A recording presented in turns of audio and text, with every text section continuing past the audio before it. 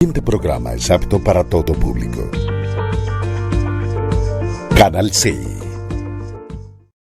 Sus deberes, sus derechos, sus obligaciones y las normas. Tablero Jurídico, la exposición más completa en el marco jurídico. En Tablero Jurídico, temas de actualidad y la noticia jurídica del día. Tablero Jurídico, con la dirección del doctor Luis Ernelio Palacios. Tablero Jurídico. Lo invitamos a ver nuestro programa Tablero Jurídico de lunes a viernes de 3 a 4 de la tarde, donde podrás comunicarte con nosotros y resolver tus dudas en materia de derecho laboral y la seguridad social, del derecho civil, el comercial, el derecho de familia, el constitucional, porque aquí en Tablero Jurídico del Canal C tú puedes resolver las dudas que tengan en materia del derecho.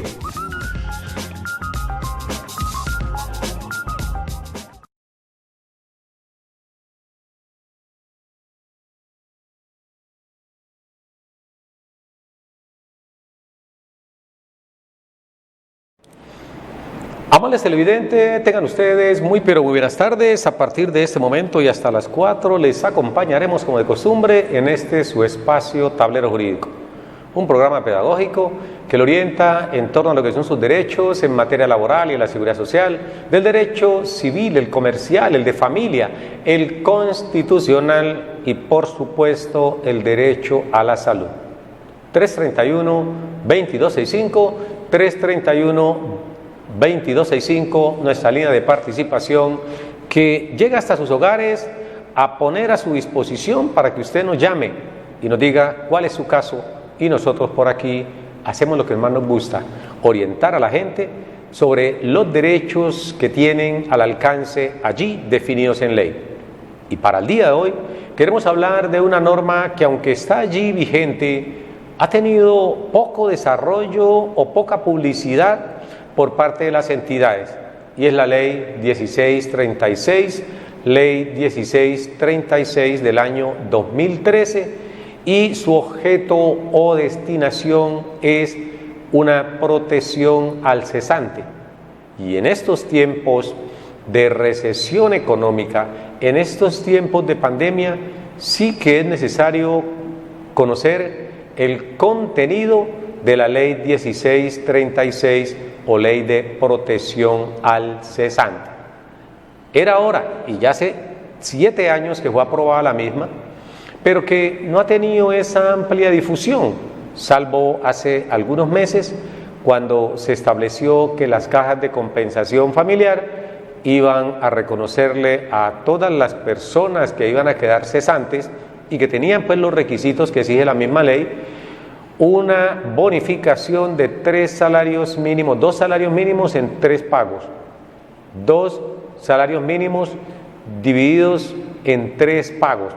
Estamos hablando que los 2 salarios mínimos suman alrededor de 1.600.000 pesos o 1.700.000, y eso se iba a distribuir entre los cesantes a reconocerle a cada uno el equivalente a 2 salarios mínimos, pero dividido en 3 pagos, para que entiendan más o menos el mensaje que mandó el gobierno hace pocos meses en torno a esta parte. Pero lo cierto es que en el fondo muy poca gente utiliza las cajas de compensación familiar para efecto de reclamar esta protección al cesante. Recordemos todos que para poder tener derecho a este auxilio es necesario que las personas se encuentren afiliados y cumplir con ciertos requisitos. Ya usted es trabajador de X entidad o de X persona, recuerde que esa persona por obligación debe vincularlo al sistema de seguridad social.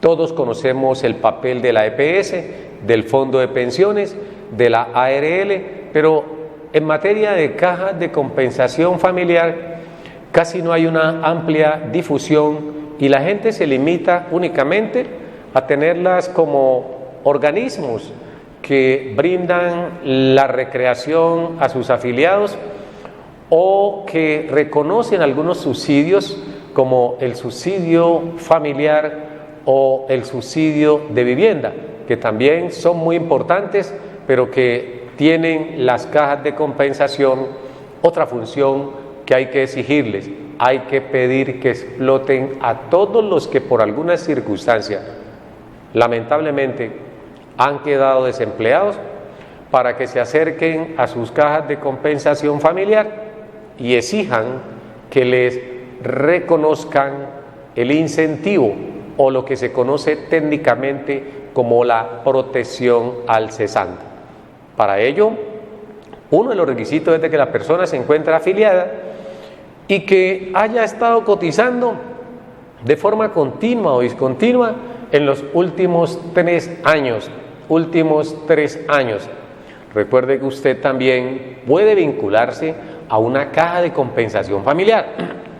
Cuando usted le dicen afíliese a esas entidades, hágalo, porque esas entidades van a brindarle a usted unas contraprestaciones que vamos a revisar más adelante, porque ahorita tenemos televidente en línea. Buenas tardes. Buenas tardes. ¿Cómo me le va, mi señora? Bien, gracias. Bueno, tengo una consulta para hacerle. Sí, señora. Esto es de mi esposo. Mi esposo tiene una propiedad, un patrimonio familiar, y él le dejó la casa a la mujer que era él y el hijo, que hoy en día tiene 34 años. Y el hijo no le quiere entregar la casa.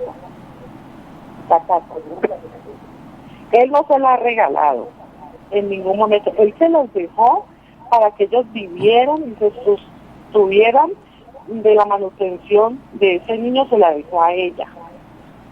Y ellos se han apropiado de ese inmueble y no quieren, él se les humilló diciéndole, vendan eso y denme el 10%, y no quieren ni la mitad, ni el 10, ni nada.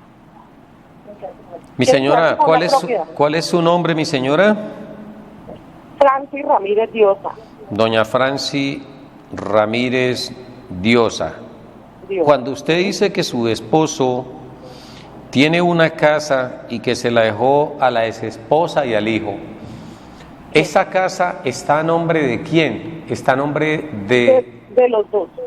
De la esposa y de su esposo. La exesposa, correcto. La exesposa, sí, señor. ¿Él es casado con ella? No. ¿Vivieron en unión marital de hecho? Sí, poquito tiempo, 5 años. ¿Cuánto hace que él dejó la casa para que ellos la usufructuaran? Desde ese tiempo. Pero desde ese tiempo, ¿cuánto es? Cuente, doctor, discúlpeme, de 5 a 34 años que tiene el pelado. El señor. O sea, hace 30 años que él dejó la casa, la dejó para que ellos la usufructuaran. Ahorita él quiere que le devuelvan parte de esa casa y se niegan a devolverla. Sí, el hijo le dice que él no puede ir allá, que él no puede entrar. Correcto. Bueno, entonces vamos a orientarle a doña Francis Ramírez Diosa qué hacer al respecto, porque este es un problema que es fácilmente resuelto ante la ley. Y vamos entonces, doña Francia, a colgar la línea y a prestar atenta nota la respuesta que le damos aquí a usted a través de este medio. Miremos nosotros qué sucede cuando una persona es dueño de un inmueble. Lo primero es decir que si su esposo se fue de esa casa con la cual vivió con la primera compañera permanente y tuvo un hijo, él aún no ha titulado ese inmueble a nombre de esas personas. Recordemos que hay cosas que no se requiere únicamente la tenencia para hacer creer que se es dueño de ella. No es con la tenencia que se demuestra. Si yo tengo un inmueble que es un bien sujeto a registro, si tengo una aeronave, si tengo un vehículo automotor, una motocicleta, un carro, si yo tengo una motonave, todos estos bienes que son susceptibles de registro, para que pueda demostrarse la propiedad de los mismos, se requiere que estén inscritos durante esa entidad que lleva el control o lleva el registro sobre quiénes son los propietarios y los actos que se producen sobre esos bienes sujetos a registro.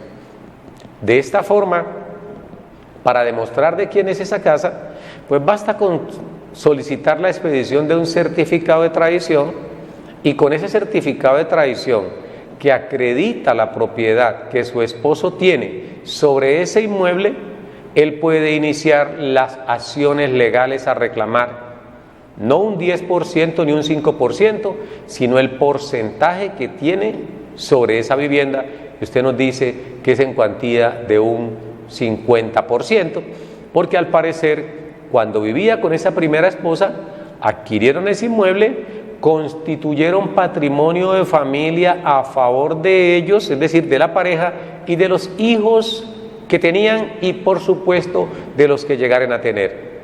De esa forma se les reconoce la vivienda, presumo que la adquieren con subsidio, porque siempre que una vivienda se adquiere con subsidio, bien de la Caja de Compensación Familiar o cualquier otro que el Estado, entonces se obliga a vincular a esta vivienda un patrimonio de familia, que es una medida que impide que el bien salga del comercio si no se ha cancelado en este caso patrimonio de familia, porque hay afectación a vivienda y hay patrimonio de familia. Son dos medidas completamente distintas que no es posible que el bien pueda ser enajenado si antes no se ha producido una cancelación de esos bienes. Ahora bien, si su esposo se fue de ese inmueble y él iba a entregar ese inmueble a la exesposa y al hijo, pues debió hacerlo mediante un documento y cumplir con toda la ritualidad o el formalismo que para ese caso exige la ley, y es hacer un documento en el cual él esté vendiendo, esté donando o cualquier otro título que permita transferir esa propiedad que tiene en cuantía del 50% a ella. Pero él no lo hizo, simplemente dijo: vivan allí, exploten esa casa, usufructúense esa casa, yo me voy. Y a partir de ese momento entonces su esposo tiene digamos la potestad de decir en cualquier momento: bueno, requiero que me devuelvan el porcentaje que me asiste sobre ese inmueble. Aquí se pueden presentar dos eventos. El uno es de que si ellos no quieren por las buenas entregarle el 50% o el producido de ese 100%, que sería un 50%, y digo el producido porque si ellos no viven en la casa y la tienen en arrendamiento a unos terceros, debe su esposo recibir en un 50%. Ahora, si ellos se niegan a entregarle la participación que por ley le corresponde, debe iniciar un proceso divisorio cuyo objeto es lograr el reconocimiento del 50%, ya no en el papel, sino dividiendo. Es decir, se va a nombrar unos peritos, una persona que se encargue de ayudar a fraccionar ese predio para que se indique qué parte de ese predio corresponde a su esposo y qué parte corresponde a la ex compañera permanente. Por esa razón, doña Francis Ramírez Diosa, usted debe hablar con su esposo, solicitarle que inicie un proceso o un reivindicatorio para que se recupere el 50% y por supuesto un divisorio. El reivindicatorio es para que él vuelva a gozar de una de las facultades que tienen los que ejercen el dominio sobre una cosa, y es el uso, el goce y el disfrute, porque el título ya lo tiene. Él lo que tiene en ese momento es una nuda propiedad, es decir, tiene el título sobre la cosa, pero carece del uso, goce y disfrute, y para recuperarlo hay que hacerlo mediante un proceso reivindicatorio y más adelante, si así lo desea, un proceso divisorio. Termino con esto para ir con televidente en línea.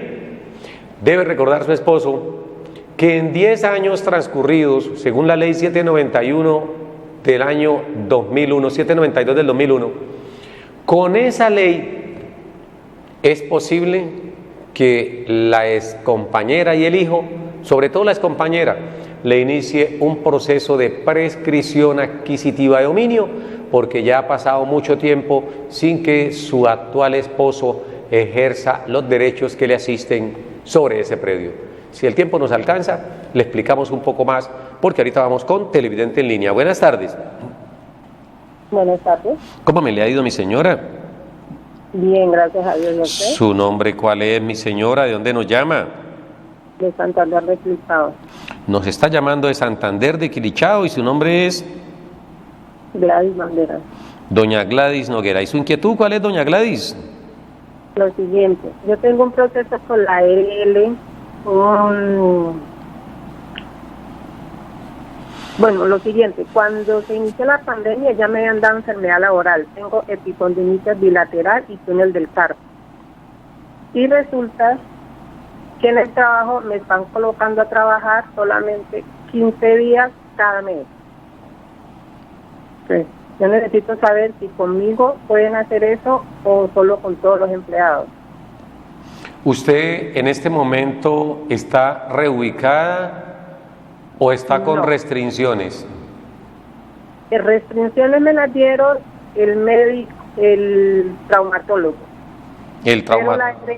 si el ARL apenas está en eso. O sea, en esta semana creo que enviaron las restricciones, pero mi trabajo no me ha llegado. Pero la ARL sí me llamó para mandarlo a la dueña de la panadería. ¿Con cuánto la calificaron a usted? No, o sea, estaba en ese proceso antes de la pandemia. Y entonces se reinició otra vez el caso. En este momento estoy con psiquiatría, me mandaron otra vez los exámenes y en ese momento estoy en ese proceso. ¿Y usted cuánto tiempo lleva trabajando con la empresa? Pues con la nueva dueña llevo 4 años, pero allí llevo 14 años. Perfecto. Usted lleva 14 años trabajando independientemente de la nueva o la antigua dueña. Lleva 14 años. ¿Su edad cuál es, mi señora? 48. 48 años. ¿Y tiene más aporte a pensión aparte de estos 14 años? ¿Usted había cotizado a pensión antes? No, o sea, con la primera dueña no cotizamos. Llevo 4 años cotizando a pensión con todas las de la ley. Perfecto. ¿Y usted ya reclamó esos 10 años que estuvo trabajando sin que la empresa le cotizara? No, señor. Bueno, entonces vamos a irle respondiendo a doña Gladys Noguera, doña Banderas. Banguera, correcto, doña Gladys Bandera. Y para completar, sí, yo tengo que pagar. Y me tienen trabajando los 15 días, pero por día. O sea, día trabajado, día laborado. No le entiendo, mi señora. ¿Días trabajados, día laborado? Sí. ¿O día pagado? Día pago, sí, perdón. Día pago, día trabajado, día pago. ¿Y usted sabe si le están haciendo aportes al sistema por el mes completico o únicamente por 15 días? Por los 15 días, o sea, yo tengo que pagar el resto. O sea, tengo que abonar 5,000 pesos del día laborado para cotizar pensión y todas las cosas. ¿Cuántos trabajadores aproximadamente tiene esa empresa? No, en el momento por nómina solo vemos 3. 3 trabajadores por nómina, perfecto. Entonces vamos a responderle a doña Gladys Bandera, que nos está llamando desde Santander de Quilichao. Puede colgarnos la línea, doña Gladys, tomar papel y lápiz para resolverle u orientarle a qué tiene usted derecho frente a la situación que se le está presentando con su empleador. Doña Gladys nos dice 48 años de edad, 14 trabajando para esa empresa, pero únicamente la nueva dueña le ha cotizado los últimos 4 años porque los primeros 10 años parece que no le hicieron aportes al sistema de seguridad social.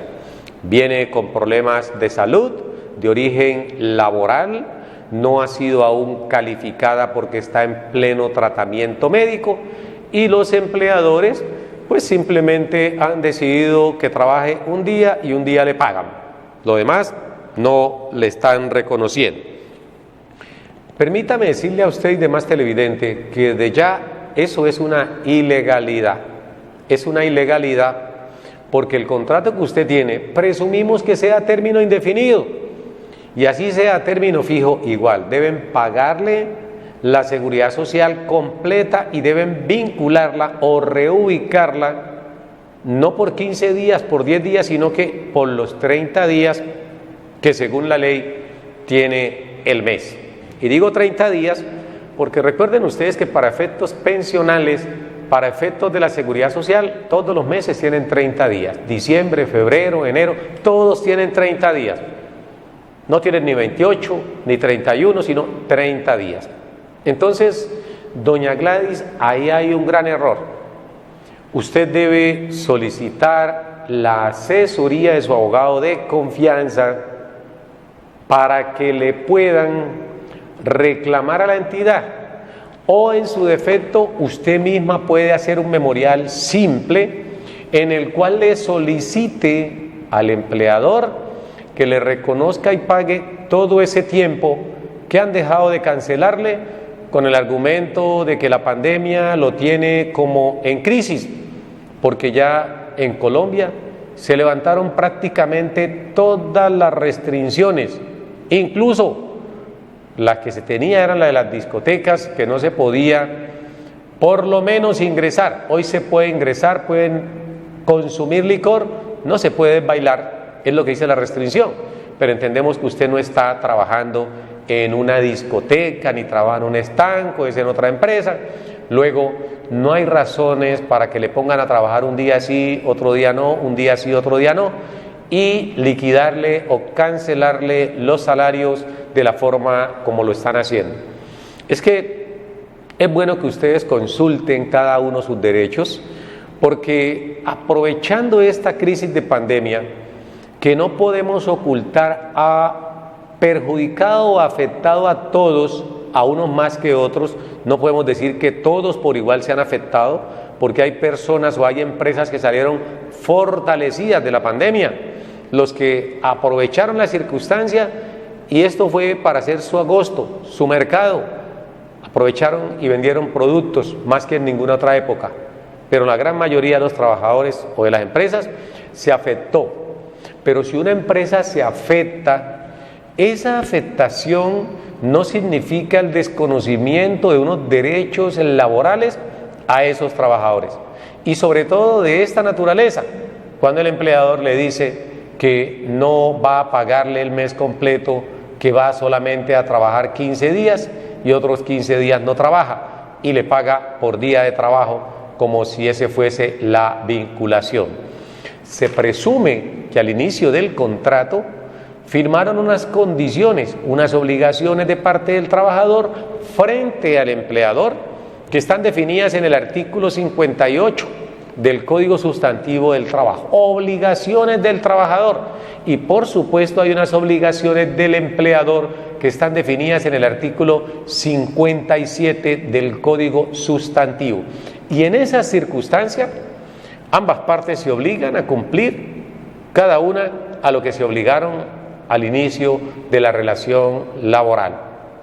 Repito, usted puede ser exigible, sobre todo en tratándose de una persona que se encuentra en situación de debilidad manifiesta, porque conforme al artículo 13 de la Constitución, en la condición de salud en que usted está, no cabe la menor duda que está inmersa en situación de debilidad manifiesta, y el Estado se compromete a brindarle una protección especial, lo que implica por parte de su empleador que debe garantizarle por lo menos el mínimo vital móvil a usted en esa condición de debilidad manifiesta y a todo otro trabajador. No pueden decirle, es que vamos a pagarle un día, este no se lo pagamos, este sí. No, hay que vincularla con esa restricción que tiene usted o con esa orden de reubicación según el tipo de patología que le han diagnosticado. Su empleador debe reconocerle y pagarle por lo menos el mes completo. Ahora bien, si usted está incapacitada y no puede trabajar, pues muy sencillo, que su IPS, en este caso digo IPS, porque se presume que como es de ARL, entonces usted va a la IPS con la que la ARL tiene convenio y ahí la van a incapacitar. Esas incapacidades se las debe pagar la ARL, porque ni siquiera es el empleador quien las asume, porque por esa razón él la vincula a usted a un sistema de seguridad social integral, para que no tenga ningún tipo de inconvenientes cuando se presenten las contingencias de esta naturaleza. Y una contingencia, sabemos, es un hecho imprevisto que puede presentársele a cualquier persona en cualquier momento. Y cuando eso suceda, la persona debe tener una entidad del sistema de seguridad social que pueda garantizarle el reconocimiento de las prestaciones, tanto asistenciales como económicas. Muchas gracias, doña Gladys Bandera, que nos llama desde Santander de Quilichao. Y vamos con nuevo televidente en línea. Buenas tardes. Buenas tardes, doctor. ¿Cómo está? ¿Cómo me le ha ido? Bien, gracias a usted. Bendiciones. Muchas gracias, mi señor. ¿Cuál es su nombre? ¿Dónde nos llama? Pablo Collazos de Cali. Don Carlos Collazos. Pablo. Don Pablo Collazos. Don Pablo, cuéntenos su inquietud. Una consultica, doctor. Lo que pasa es que yo estoy trabajando en una empresa y el mes pasado a mí me pararon del 1 al 17 de unos días hábiles, 15 días, por el problema de que la empresa no tenía pues labores para hacer y los 15 días fueron no remunerados. Yo tengo restricción porque yo sufrí un accidente laboral. Yo quería saber si eso es legal. ¿Su empresa a qué actividad se dedica? Ellos son contratistas para Tigo Une. Son contratistas para Tigo Une y el contrato que usted venía desarrollando o ejecutando con ellos está suspendido, se acabó, ¿qué pasó? No, está activo, en el momento está activo. Correcto. Ellos me pararon del 1 al 17 horas, días hábiles, y no me reconocieron pues esos días. Yo quería saber si eso es legal. ¿Esos días que lo suspendieron a usted en el contrato fue para todos o solamente para usted o para algunas personas? No, fue para todos. Para todos, exactamente. Sí. Bueno, vamos entonces a indicarle aquí a usted, don Pablo, y miremos a ver qué sucede al respecto. Puede colgar la línea telefónica y prestar atenta nota lo que puede suceder al respecto. Bueno, vamos a colgar la línea entonces y miramos qué pasa al respecto con el caso del amigo Pablo Collazo. Es claro que al inicio de la pandemia estuvimos haciendo algunos programas sobre caso fortuito o fuerza mayor, artículos 51 y 53 del Código Sustantivo Laboral. Lo que puede pasar eventualmente en una empresa cuando se presentan estos hechos o casos de fuerza mayor o caso fortuito.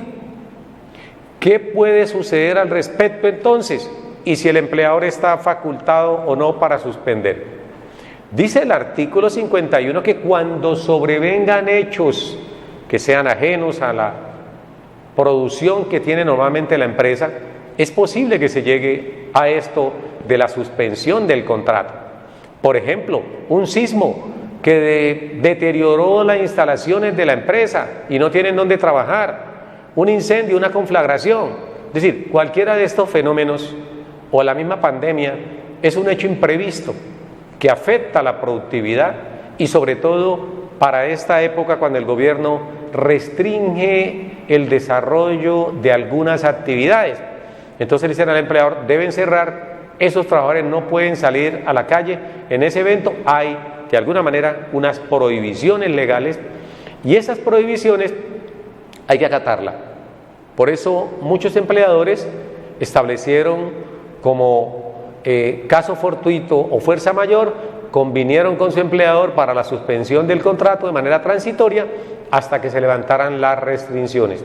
Y como le decíamos a la televidente que le precedió en la comunicación, hoy casi, por no decir todas las actividades, se les ha levantado la restricción porque el objeto es reactivar la economía. Si a usted ahorita, recientemente, cuando ya se han levantado las restricciones, la empresa los convoca y les dice que hay que suspender el contrato sin que exista una justificación, y sobre todo si usted se encuentra en situación de debilidad manifiesta, eso no es legal. Recuerden ustedes que para el cierre de una empresa o para la liquidación de una empresa, si la van a cerrar durante 120 días, hay que pedirle permiso al Ministerio del Trabajo, y es el Ministerio del Trabajo quien va a dar el visto bueno si se puede o no suspender y cuáles son las razones que llevan a esa suspensión. Pero no puede un empleador, sin tener el visto bueno del ministerio, proceder a suspender actividad y decirle no les vamos a pagar, porque puede prestarse para muchas otras cosas. Entonces, habría que mirar con un derecho de petición si a usted no le han explicado el por qué razón se suspende el contrato, porque es posible que, como usted definió, su empresa es una contratista a su vez de otra empresa. Y si esa empresa con la cual contrató su empleador la ejecución de una labor ha sido suspendida de ipso facto o por reflejo, se va a afectar también la relación laboral de esa empresa con sus trabajadores. Pero que esto no se convierta en una cotidianidad, que no se convierta en algo frecuente, sino que sea un hecho imprevisto. De hecho, hay lugar a definir ese tipo de contratos como el suyo, como un contrato de obra o labor. Y cuando hablamos de obra o labor, se refiere a que el contrato suyo con ese empleador está sujeto al otro contrato que tiene su empresa con ese contratista. Entonces, nos toca ponernos del lado del empleador para mirar qué pasa y del lado del trabajador. Porque siempre lo que uno busca es que no se convierta en objeto de engaño por parte del empleador. Y digo por parte del empleador porque el Código Sustantivo del Trabajo, en su artículo 1, lo que dice es que el objeto de ese código, el objeto de ese compendio, conjunto de normas, es lograr la justicia social, un equilibrio en la sociedad. Y siempre en una relación laboral, el más débil es el trabajador. Casi siempre el más débil es el trabajador. Aunque hay ocasiones en que el trabajador se convierte en un verdadero problema para alguna empresa, y eso es lo que no se debe permitir, porque el trabajador debe estar siempre dispuesto a cumplir con sus obligaciones y no a convertirse como en un problema para la empresa. Y por supuesto el empleador debe también saber las protecciones que le asisten a este trabajador y comportarse de igual manera. Entonces, amigo Pablo Collazos, hay que auscultar un poco qué pasó con la empresa, por qué lo suspendieron a usted. Ahora bien, esa es otra cosa que quiero agregarle. Si suspenden únicamente a Pablo Collazos, uno dice, bueno, suspendieron a Pablo Collazos, ¿por qué a él? Sobre todo si tiene una restricción o tiene una situación de debilidad manifiesta. Pero usted mismo está corroborando que la suspensión no se produjo con uno ni con otro trabajador, sino que esa suspensión se ha producido con todos los trabajadores de la empresa. Entonces, allí tiene una mayor aceptación, porque hay que mirar si es que la ejecución de ese contrato con la empresa contratante sufrió algún tipo de modificaciones, algún tipo de suspensión. Ese es lo que hay que averiguar, Pablo, porque de lo contrario podíamos pecar. En ocasiones también debemos saber que los empleadores hacen unos esfuerzos sobrehumanos para poder mantener vinculada a esa nómina. Y a veces es mejor suspender en cierto tiempo a algún grupo o a todos los trabajadores por alguna circunstancia que tener que cerrar la empresa. Pero esos trabajadores suspendidos preferiblemente no deben ser los que se encuentran aforados con estabilidad laboral reforzada. Gracias por comunicarse con nosotros. Vamos a ir con televidente en línea, pero mientras recuperamos la comunicación, queremos complementarle a la señora Gladys Bandera, que nos llamó desde Santander de Quilichao, porque observando acá ya nos decía que lleva 14 años trabajando para esa empresa. 14 años son cerca de 715 semanas, aproximadamente 710 semanas. Y esas semanas aún no son suficientes para poder obtener una pensión por vejez. Dios permita que usted se pueda recuperar en materia de salud, pero también, si no se recupera, hay que agotar el proceso de calificación de la pérdida de capacidad laboral. Ya le dijeron que era de origen laboral, luego es la ARL quien tiene que responder, para que usted lo tenga presente, doña Gladys Banguera, en ese caso. Pero lo importante de esta pregunta que usted nos formuló ahora rato, doña Gladys, es de que esos 10 años que no le hicieron aporte al sistema de seguridad social, debe recordar muy bien que no exime a su actual empleadora de no hacer los pagos, porque usted me recalcó diciendo que es que con la primera empleadora o la primera dueña de la empresa no le hicieron aporte durante esos 10 años y que los aportes se lo están haciendo a partir de ahorita. Ojo, doña Gladys, ¿por qué? Si no le hicieron aportes a salud, si no le hicieron aporte a caja de compensación familiar o no le hicieron aportes a ARL, por fortuna no hubo algún siniestro que lamentar y que usted haya requerido pues la atención de una entidad de estas del sistema de seguridad social. Pero el problema es de que si no le hicieron aportes al sistema pensional, ahí sí cambia, porque el sistema pensional no es inmediato su efecto, sino que es a futuro, cuando las personas generalmente cumplan con los requisitos, salvo que sea un problema pues de invalidez que sobrevenga en cualquier momento, porque nadie está exento de que eso pueda suceder. Entonces, en su caso, doña Gladys, y recuerden, señores televidentes, los aportes al sistema pensional no prescriben bajo ninguna circunstancia y existe una responsabilidad solidaria entre el actual propietario de la empresa y los anteriores dueños. Eso es claro y así lo establece el Código Sustantivo Laboral y se conoce técnicamente como la responsabilidad solidaria entre el anterior propietario de la empresa y el actual propietario. No se puede pensar que la empresa ayer era de Pedro Pérez y Pedro Pérez se la vendió hoy a Pedro Gómez o se la vendió a la señora Emma Madera de Gallo. En ese caso, la nueva propietaria, la señora Emma Madera de Gallo, no se exime del pago de las acreencias laborales que el vendedor haya quedado, digamos, debiendo a los trabajadores. Luego ella debe asumir ese pasivo. Es como si estuviéramos en una entidad del Estado y nuestro empleador hoy es el alcalde o es el gobernador. Y todos sabemos que tienen un periodo constitucional para estar rigiendo los destinos de esa entidad.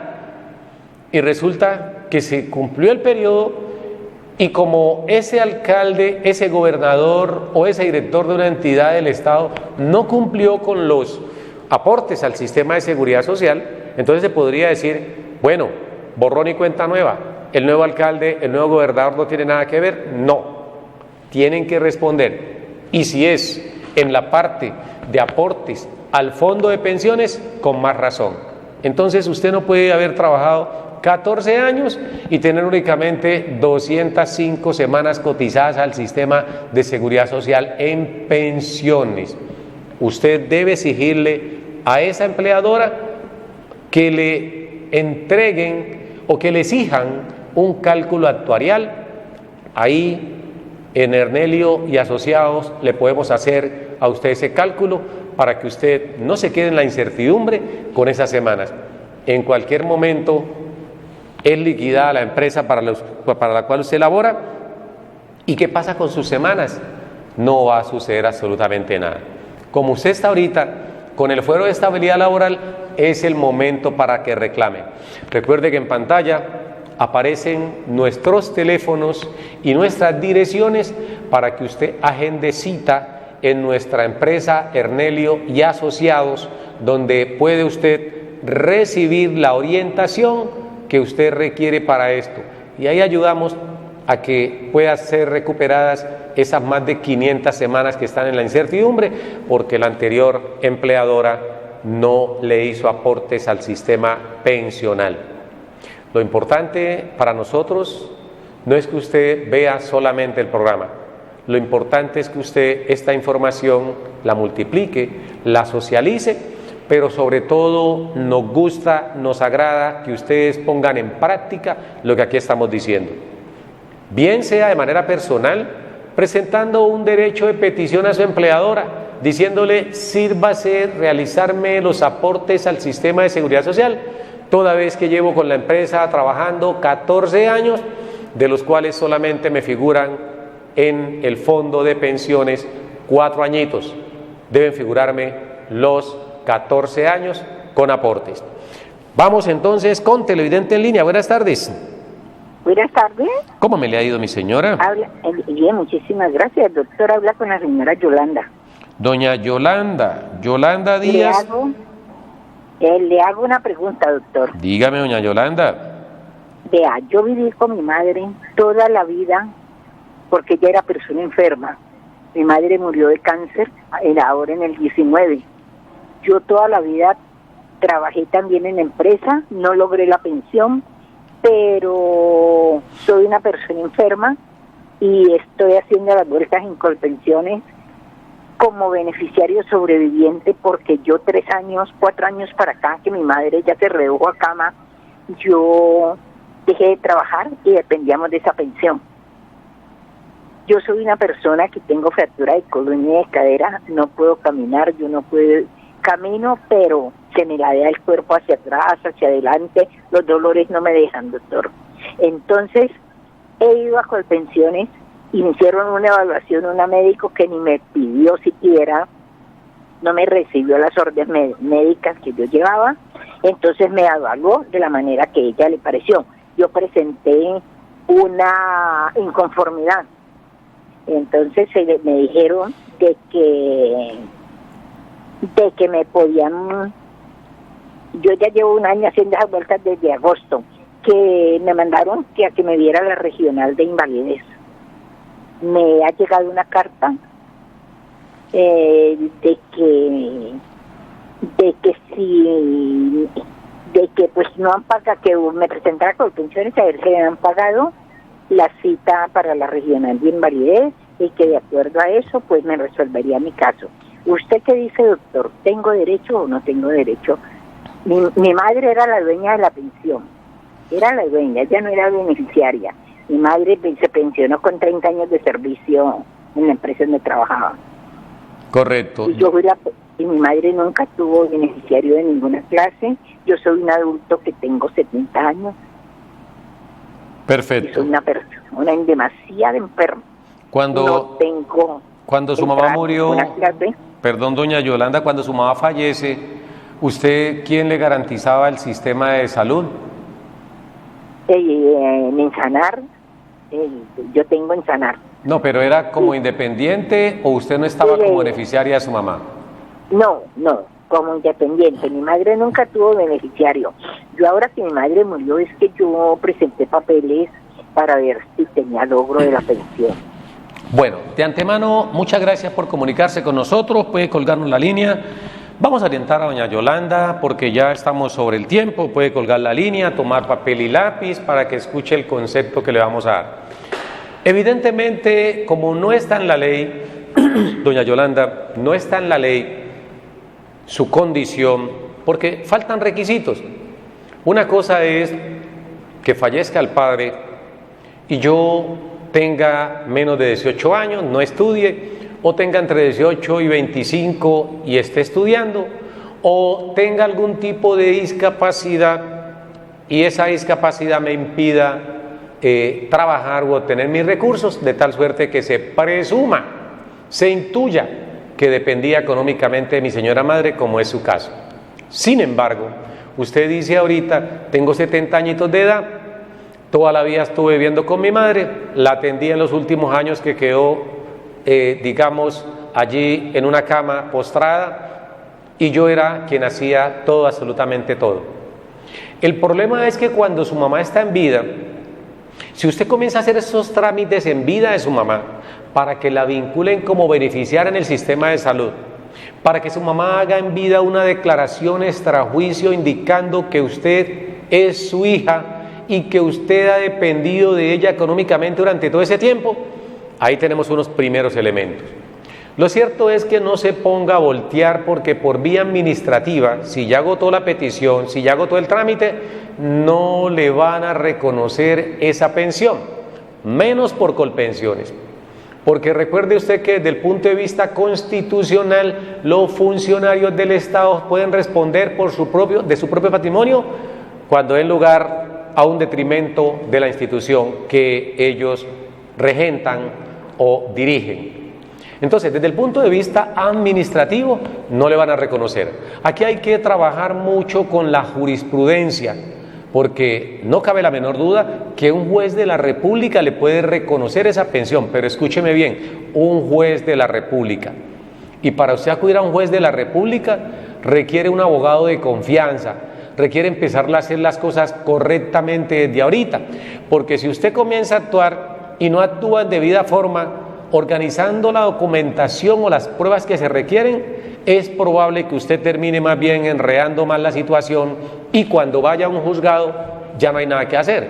Por eso yo le digo a las personas, hay que preguntar antes de, al abogado hay que consultarlo preferiblemente antes de comprar la casa y no después de que compró la casa, antes de celebrar el contrato de trabajo con esa persona y no después de que celebró el contrato. Es decir, el antes de puede evitarnos a nosotros muchos tropiezos porque las cosas deben hacerse conforme a ley, de manera adecuada, para que de esa misma manera puedan resolverse. Usted no consultó antes de su madre lamentablemente fallecer. Eso no significa que todo esté perdido. Lo cierto es que como le faltan unos elementos esenciales, en este momento usted debe ir con pasos lentos pero firmes. Y el primer paso que hay que dar es lograr la calificación y que esa calificación sea de un 50 o más % de pérdida de capacidad laboral. Y para ello necesita asesoría, porque si no usted no tiene una calificación del 50% de pérdida de capacidad laboral, es decir, no es declarada inválida como lo indica el artículo 38, usted no puede acceder, porque el artículo 47 de la ley 100, cuando describe los beneficiarios, indica que quienes son mayores de 25 años deben demostrar una dependencia económica del padre o de la madre. Y en este caso la dependencia económica no es decir, yo tengo 50 años y dependo de él, porque es posible que una persona tenga 40, 50, 60, 70 años y dependa de los padres, pero porque no trabaja, estando en plenas condiciones físicas. La dependencia se debe mostrar es también tratando de evidenciar que no trabaja porque tiene alguna incapacidad que le impide hacerlo. Eso es distinto. Entonces, doña Yolanda, usted está allí al porta de poder obtener esa pensión, pero consígase el abogado de confianza para que usted vaya de la mano con ese abogado y que sea especialista en el tema del derecho a la seguridad social. Recuerde que en Ernelio y Asociados podemos brindarle esas garantías para que usted pueda ir con un buen asesoramiento y llevar buenas posibilidades de poder obtener la pensión. Usted me pregunta, finalmente, ¿puedo tener derecho a reconocimiento de la pensión, en este caso de sustitución pensional? Yo le podría decir, sí señora, pero depende cómo se enrute, cómo se proyecte esa demanda y mirar los elementos o el test de proseguibilidad para que en este caso pueda reconocérsele una pensión de sobreviviente. Doña Yolanda, doña Gladys Bandera, al amigo o la amiga Francis Ramírez, el señor Pablo Collazos, entre otros, que son las personas que se han comunicado con nosotros en el día de hoy. Les agradecemos por haberlo hecho y los invitamos a que multipliquen la información de Tablero Jurídico que se emite gracias al patrocinio de Ernelio y Asociados. Igualmente a todos nuestros televidentes, doña Amparo, que siempre está ahí al pie del cañón, siempre la llevamos ahí en el corazón, a la doctora Rumilena Murillo González, a la gente de Ernelio y Asociados, todos ellos, a nuestro detrás de cámara, el amigo Edinson Yantén, y a nuestro director Rafael Ávila Rodríguez. Muchas gracias a todos ustedes por hacer posible que este programa llegue a sus lugares, por comunicarse igualmente con nosotros. Le deseamos una feliz tarde, un fuerte abrazo y un Dios les bendiga. Nos vemos el próximo programa. Sus deberes, sus derechos, sus obligaciones y las normas. Tablero Jurídico, la exposición más completa en el marco jurídico. En Tablero Jurídico, temas de actualidad y la noticia jurídica del día. Tablero Jurídico, con la dirección del doctor Luis Ernelio Palacios. Tablero Jurídico.